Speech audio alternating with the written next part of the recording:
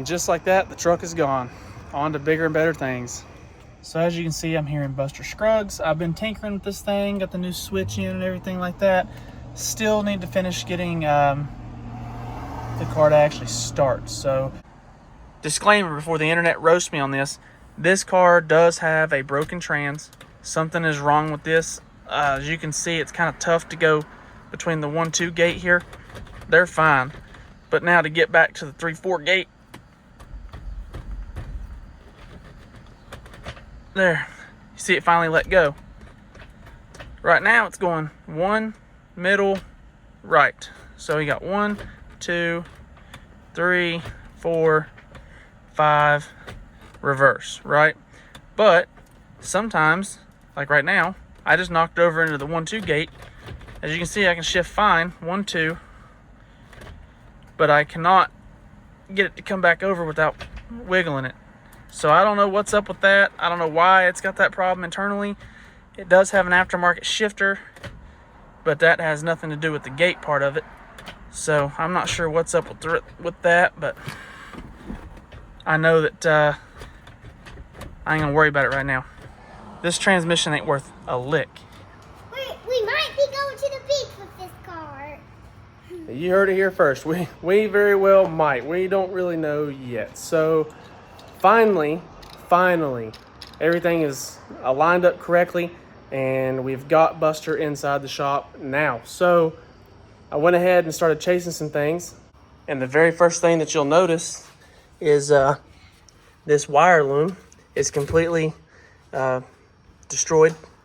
It ain't really destroyed. There's nothing wrong with it. I've just got to tape it and loom it all back up. I ended up chasing it. So we had a tune for this car. I tried HP tuners myself the first time. It did not work. Couldn't figure out why, but for some reason it would not adapt to the patch. So this right here is your fuel pump fuse, and as you can see here, it's good. It is good because I've been chasing this thing all over the place. Been chasing my tail. So I'm gonna start with how this all started. Obviously, this car was abandoned, as you already know, if you've watched any of the videos on this. Because it was abandoned on the side of the road, I did not have the original keys. The anti-theft stuff's engaged. We broke the steering column trying to get the ignition switch out. So I made a post on 2 Valve Terror's page. A guy told me, hey, if you jump these wires, it'll disable the anti-theft stuff. Well, I'd already loaded the anti-theft tune in there, or the patch delete tune, and that didn't work. So we did this. That didn't work. So I got to tape all that stuff back up. However, I'm not saying that doesn't work. What I'm saying is it didn't work for me. Turns out my problem was a little deeper than that. There's a hose clamp. Turns out my problem was a little bit deeper than that. So next thing I knew is I was like, man, I jumped the fuel pump once before to see if I could get it to run. If I jump it, would it fire? Turns out it also kills the injectors. So no, if your anti-theft's engaged, it kills your injectors and it kills your fuel pump. So we go back over here. I check the fuse. Bang, it's popped. Okay, toss another one in it. Turn the key on. Pops. Okay, there's something wrong. So I'm checking it. Some reason, it's feeding power on both sides of the fuse with the key on. You turn it off, and it's feeding power to one side of the fuse with the key off. So I chase it and chase it and chase it. That's when we come back here to the trunk, where I've now stripped all this out. And I'm sure you've already noticed it. Yeah, you can see daylight through there. So here's your fuel pump driver module. Right above that, I'm pretty sure it's kicking water, dirt, mud, and debris up on that and killed it. It was the original one. It was date stamped for May of 2000 or something like that. So we know that was the original fuel pump driver module. And I tried checking it and testing it. There's not really any methods you can do because you have to check them with power on them. You're checking for the voltage resistances on the outside. And you can't because it blows the fuse immediately. So I bit the bullet and I said, you know what? I've chased all this wire right here. I don't see anything wrong. I guess we can go buy it. It's like $150, 80 something for me. So I was like, all right, well, let me just go ahead and get it. I put it in, car runs great. So this entire time of me chasing the anti-theft patch stuff, it was the fuel pump driver module. Now, in terms of the rest of this, there's something going on, which maybe it was related to that. I don't know. But there's something going on where the odometer dies. It just randomly, it comes and goes and comes and goes. Don't know what's up with that. I got an extra knob for this because the knob that was on it kept falling off. As you can see, I need to get the lights put up in that. The one's just actually missing. That's why that's not working. So I'll get that fixed tomorrow. I think they're already closed for the night. So back on to where we're at with this thing. So I have another engine here.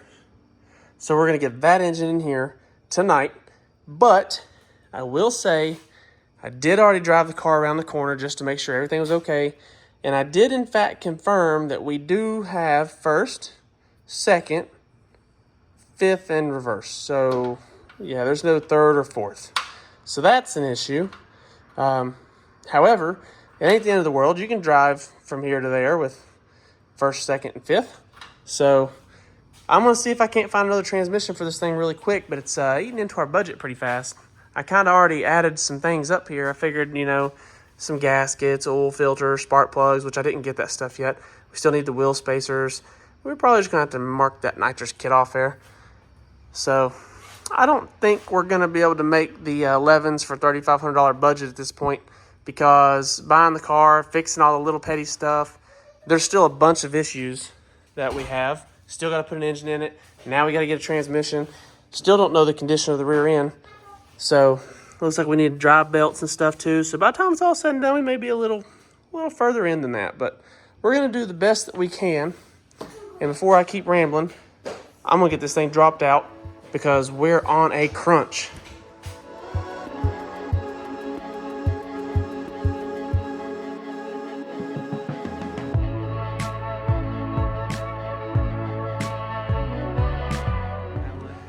Spare trans. No fucking way. Yep, it's 3650. Who gives a what it is?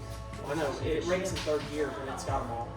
It's out of Landon's white mop, Alice Ketcher's mop.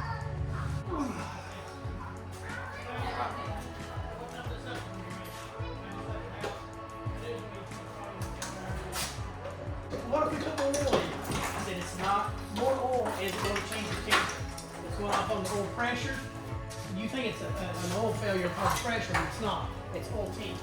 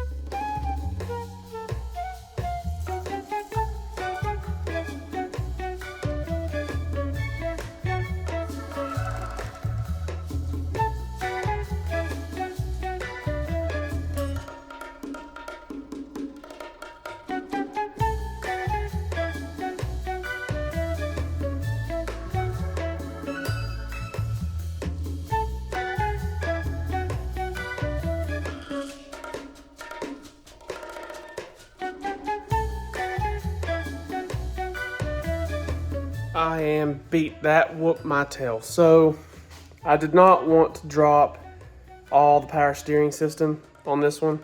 Dang, I'm nasty. I didn't want to drain all the fluid and all the crap that come with that, so I decided that I was just going to pull it out the top. I've always heard stories about how bad it was to pull a 2-valve with lawn tubes out the top, and the stories that I heard didn't even compare to how bad it actually was. So that sucked. So if you got a stock K-member 2-valve with lawn tubes on it, I do not recommend going to the top. The bottom, 10 out of 10. So what I'm going to do now is ponder. I guess I started dropping the struts and stuff. And as you can see, I do have the struts unbolted. This one's down in there. And I started taking, like, the brakes are seized up on the front. That's definitely an issue. So I got the brakes off and all that. I just really didn't want to drop it out the bottom with the Power steering. Just didn't want to give up that fight, I guess. So here's the new engine that we're going to. As you can see, it was a boosted engine, so hopefully it's good, but I don't see any actual indications of any severe wear or anything. So I think that we're going to be in the clear on this engine. I hope we're going to be in the clear on this engine. It looks pretty good. I mean, I don't see an issue with it visually. So there's no holes in the block. That's a good sign. Now this is what came out of it. Now, both of them have stock throttle bodies, intake plenums. Maybe they both have EGRs, deletes. This one had an EGR on it most likely. This one has a delete. It is a homemade gasket and plate. I don't care. We're going to reuse it. The fuel rails on this engine are the only ones I've got, so we're going to reuse these. Looks like I got 2 alternators. I noticed this pulley's bad. She makes some racket. Water pump sounds fine. Alternator's questionable. Good. Good. AC delete pulley good. And just spin that crank by hand, you know. So let's see what we got sitting over here. That alternator feels better.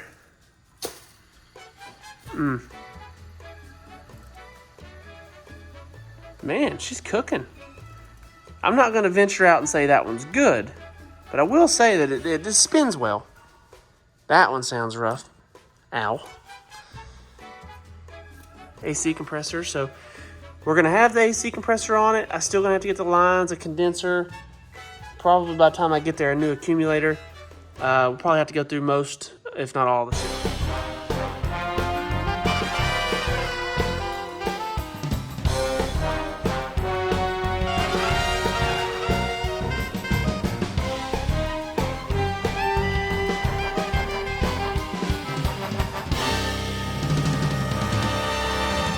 So now that it's the next day and you can actually see it because it's daylight.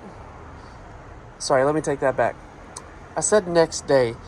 Now that it's a couple hours later, because I did this at like 5 something in the morning, I've not been to bed yet. Not tired though, so we're gonna try to keep cooking on this thing and see how far we can get. So I used, I think it's Purple Power degreaser, and I did not dilute it. I just ran this stuff straight. Everything was coated in oil. I mean, saturated. The steering rack was just chunky and black, and dude, this stuff works so well. You still see there's a little bit of it there build up where I didn't really spray it very good, but that's okay because I'm not that worried about it. Everything is far more clean than it was. So man, this stuff works so well. The hood even come out good. There's a dirty spot here I noticed. I probably could continue cleaning, and it's gonna obviously need another bath. This is not the last bath. This is just so I can continue working and not be absolutely covered head to toe, elbow to elbow in black, nasty, sticky grease. So, oh, and while I'm here, as you can see, I just got back. We got the trans. So now, Buster will make it to Mustang Week, hopefully. I hope that trans is good. I was told it rakes 3rd, but only if you try to shift it hard. That should get us to Mustang Week. Now it just needs to be in here.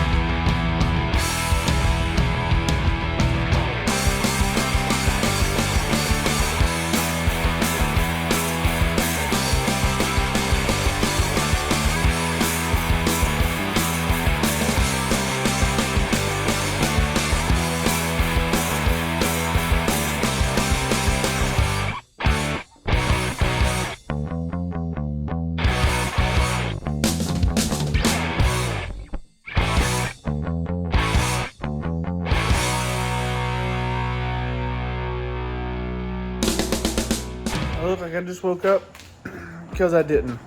I think I'm in like 51 hours straight of being up. I don't know how. I don't know why that I even still function. Sort of. Kind of functioning. I'm not going very fast. I would like to be going faster, but you know, ADHD brain just doesn't let you really do that anyway. Trying to think of where to give you an update. I haven't really been recording anything throughout the night. It's just me piddle farting around, messing with stuff here and there, getting stuff done. So I guess as of right this minute, this is where I sit. I got the transmission painted and attached. It's bolted up, everything's good to go. I gotta tighten the cross member and stuff when I get it in. I gotta put the shifter in once I get it in. But the reason I'm not gonna put the shifter in now is on these, you fill it with trans fluid through the shifter hole. 10 times easier than trying to fill it through a little fill plug. So I'm not doing that. We'll do it this way, especially since it's already off. I've got a bracket over there that's drying. It should be dry. We're gonna grab it and throw it back on. It goes right there, the whole throttle cable with those 2 holes. As you can see, the cradle's out. Steering rack, we left it up there. I didn't want to leak fluid everywhere. So that ended up being the best idea to me. And right now, I have such a mess in this place. I can't find anything I'm looking for. And that's this engine stuff, but all that pile of parts is for that other engine. So yeah, I'm gonna put these headers on next. That's the very last thing to do, I think, is these headers. And so we put these headers on, then we're gonna pick the engine and trans combo up, set it on the K member, bolt it down, and yeah, get it, lower the car back on it. I'm struggling this morning, but that's all right. Fact of the matter is, we're making it. I think we're gonna make the deadline. Mustang week is gonna happen for old Buster. We're gonna be there. As long as that's bearing no more unforeseen circumstances. I did not expect to have to buy a transmission. I did totally expect to have to buy an engine. I knew that going into buying it. But shifter felt weird. It turns out it was weird. So I might have to go in that rear end as well. I don't know. I don't remember if I've ever showed it. Really? That ADHD brain is I was walking over here to come to this when the compressor turned on. That's all play without the tires actually moving any whatsoever. That's quite a bit. But even more importantly is the up and down play that it's got. So I would say there's only like, what, 2 threads right there? It's probably not even tight.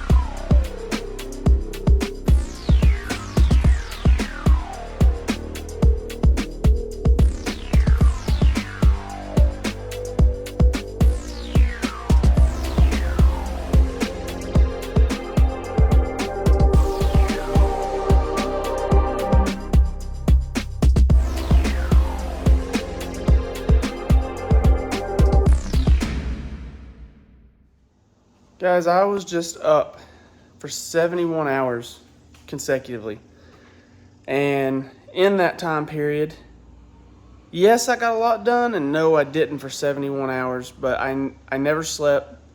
I mean, nodded out a few times, but I never actually sat down and went to sleep longer than probably 30, 40 seconds. And talk about rough, dude. That was rough. Yesterday was really rough, but as rough as it was, I did this. It was still 2 o'clock, 3 o'clock in the morning or whatever. We still got that done. And so now the engine's in the car. I just got stuff to hook up. I've got lines, electrical, harnesses, all this in the floor. Pretty much goes in it. I put a serpentine belt on it once we get the power steering pump on it. So right now, just a quick update before we get rocking and rolling. A buddy of mine gave me a set of wheel spacers, right? I tried to fit them yesterday. They didn't fit. Come to find out they're from an S550, so they wouldn't work for me. Now the race stars I'm going to be running on this car are for an S197 body style, so they're 1-inch inset further than the ones that would be for this car originally. So I needed a 1-inch wheel spacer just for the rear. The front's the same. And if I'm not mistaken, they should be right here. He did. He left them for me. Sweet. So, a little issue I noticed is they use like a little flat lug nut type deal to hold them on. However, I think that's exactly what I've got for the car already anyway. So what I'll do, I was hoping to run the wheel spacers on the way down there so I don't have to touch them, but that's not going to happen. So I'm going to have to take the wheel spacers on and off each time I take the wheels off, which is not a big deal. Ain't the end of the world. But we got wheel spacers. Here we go. Let's get this thing done. Everybody's already left without me, except for Paul. Paul's at the Cletus and Cars event yesterday and the Bristol 1000 today. I'm not going to be able to make that because my car still doesn't run, and we're on our way to the beach. So in order for me to go, this has to be done. I'm getting going.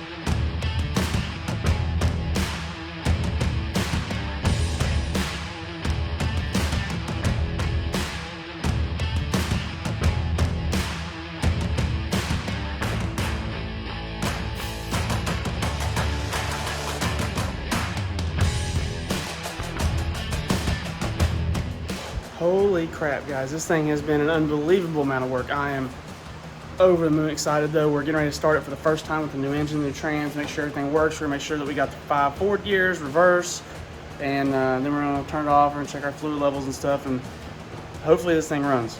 It better, because it's getting ready to travel 1,000 miles in a week.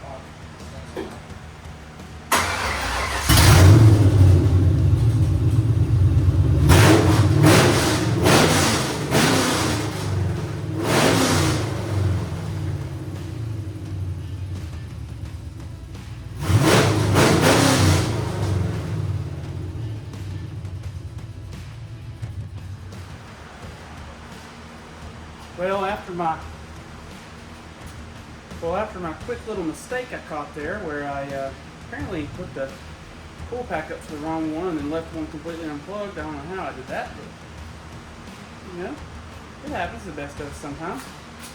It's a good thing I'm not the best of us, though. Just an average everyday guy that likes to make mistakes, apparently. So the only thing left that I know of, somehow, this here, like that, has to go up here in this coolant tank, and that should be all I have left. And whatever that is going to close down.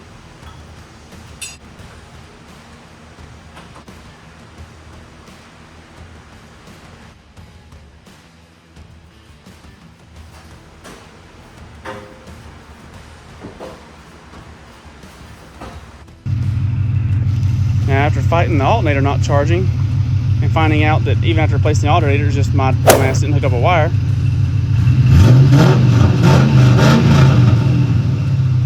Sounds pretty good.